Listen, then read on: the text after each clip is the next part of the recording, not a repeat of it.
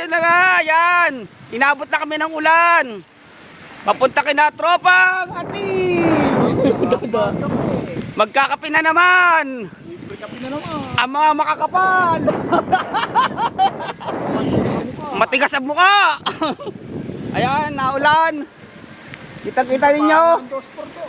Hindi po water resistant po itong aking gamit. Wala pa po kaming GoPro. Baka naman GoPro o DJI Action 5 Pro. Ayan. Shout out sa mga boss ko.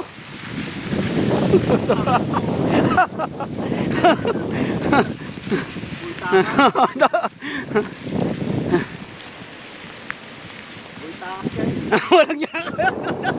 Inakano pa talaga eh. Walang yan.